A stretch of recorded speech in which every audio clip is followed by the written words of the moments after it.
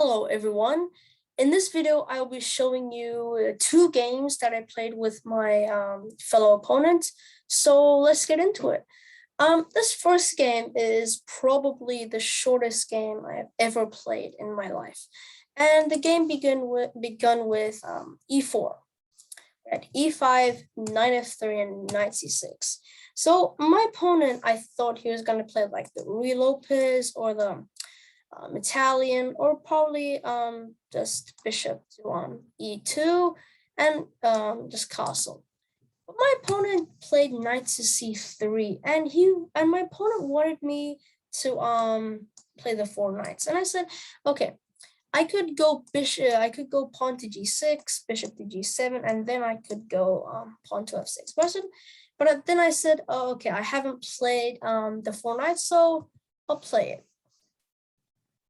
We have the Spanish variation of the four knights with bishop to b5, and we have pawn to d5, gambiting not this pawn, but this pawn here in e5. You'll see why.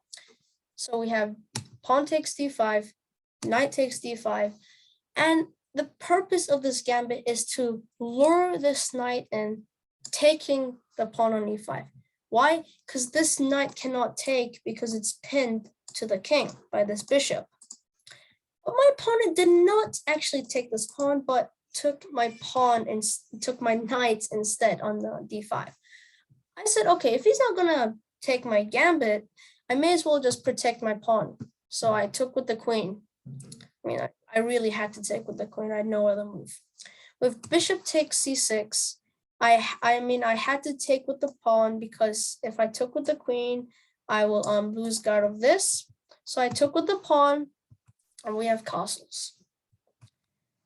We have bishop to g4, pinning the knight to the queen, and we have pawn to h3. We have bishop takes knight, and we have pawn takes bishop for some reason.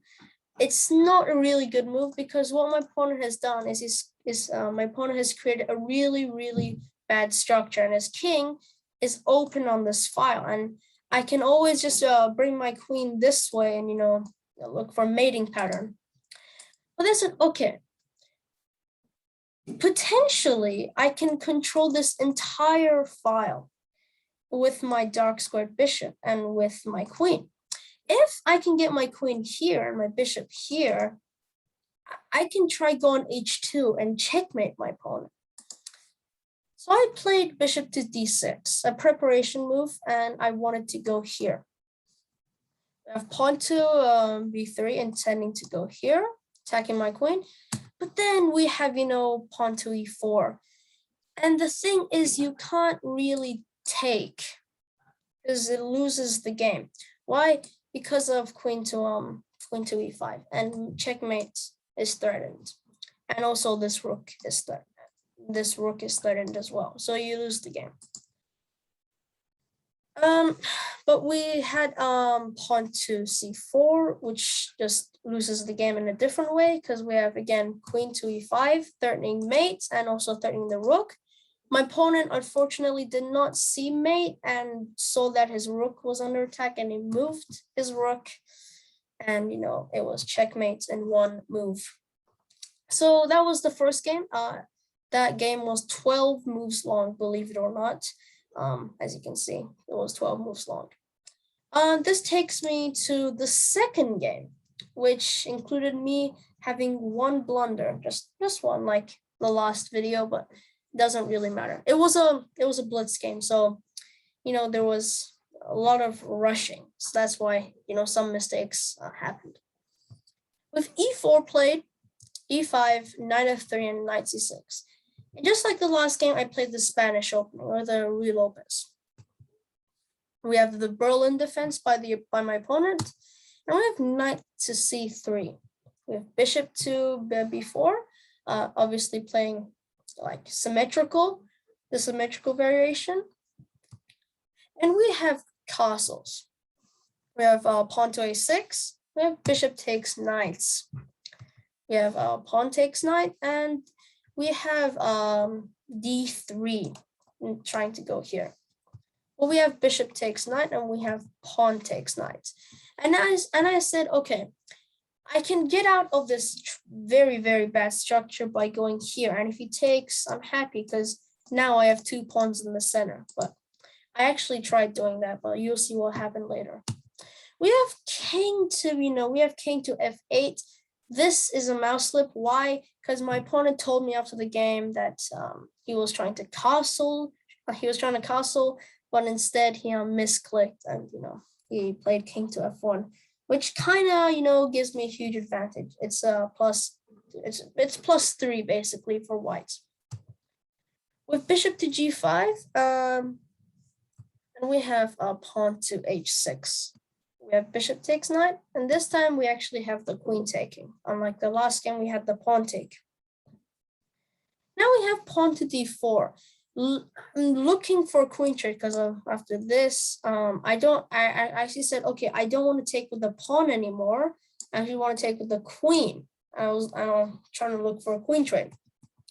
But instead, we had pawn to d6, obviously trying to hang on to this pawn. But we had pawn takes e5 and pawn takes e5. And this pawn is now a target. This pawn can potentially become a weakness for black. We have queen to d2, trying to double up on this file and create an attack here and attacking the queen. Attacking the king. With bishop to b7, trying to push his pawn and have discovered attack on this pawn.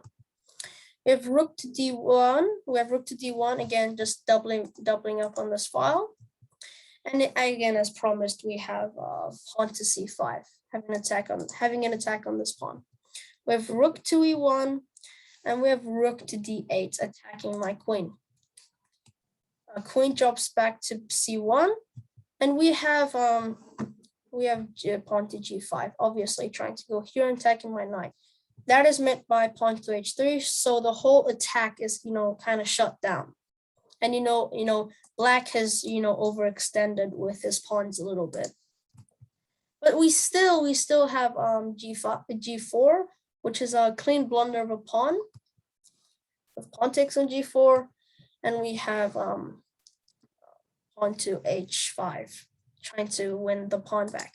The best move in this position was to push, obviously, but I took, which is a blunder, and that was my only blunder. Why? Because here you take back, and this file is super dangerous for white. Because the rooks are in the way, and you can most likely get checkmated with the king and rook. But I actually did end up taking, and my opponent did not take back. Most likely, this was another mouse slip. I actually wanted to take this queen, but I said, let me just preserve my queen for now, and let's see what happens later on in the game. And later on in the game, it did end up becoming my favor. With pawn to g4, protecting this pawn. And that is exactly why I said I will not have a queen trade yet, because the next move later, my opponent blundered his queen. We have queen takes on h6, and we have a king to e8. We have pawn to g5, intending to go pawn to g6 and launching a huge attack on the poor king stuck in the middle of the board. With bishop drops back to c8, we have pawn to g6 as promised. We have takes and takes. We have rook to d6. I'm trying to win the pawn back. We have queen. We have queen to h7, which isn't really a good move. And the best move was actually to go knight to h4, protecting this pawn pretty well. But instead, we had queen to h7, trying to attack the rook. But then we had rook takes g6 check. I said, okay, I really want to be, kind of funny and, just sacrifice my queen. And that's exactly what I did. I sacrificed my queen. Why? Because I'm completely winning this game. I'm just winning. I'm up 6 points of material. Well, now it says 15, but I'm up 6 points of material. So I'm completely winning. With king to h2. And my opponent was, just looking for a repetitive check. And And if it's something like this, it's a draw. But, after check, we have king to g3. We have rook to h3, and this rook cannot be taken because it's being guarded by the bishop. We have queen to g2, and the king cannot be checked anymore. Here it's protected, and here it's protected as well. So rook jumps back, intending to go rook to g8, but then that is met by rook to h1.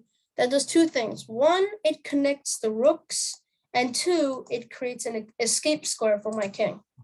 And that's actually exactly what happened. The escape square proved to be very useful.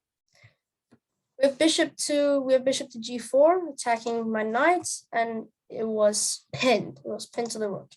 Because, you might say, dude, it's a free knight. Yes and no.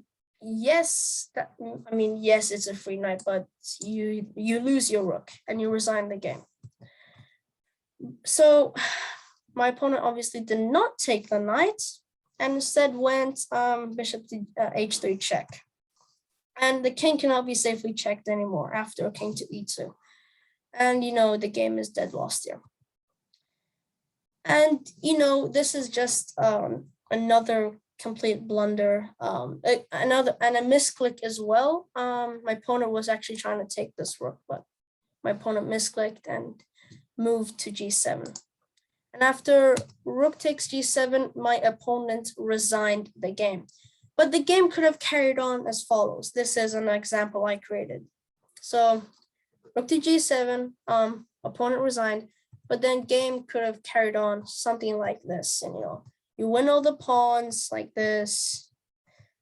Opponent takes your knight, you push the pawn, you cut off the king, you push the pawn even more, and you just bring the rook. You bring the rook, you can't really go here because you promote. That's why the best thing to do is to repeat moves, is to just repeat back and forward moves. And so if the king is like here, the only available squares that the king has is 1, 2. Sorry, I should say that again. The only available square that the king has is this. So it cannot go here, cannot go here, and it cannot go here. But the only square that it can go is here. So again, we have king to d7. And you can just promote because the rook is protecting the queen. Maybe you can have like king to d6, but you cut off the king and you just ladder made your opponent, and that's checkmate. But after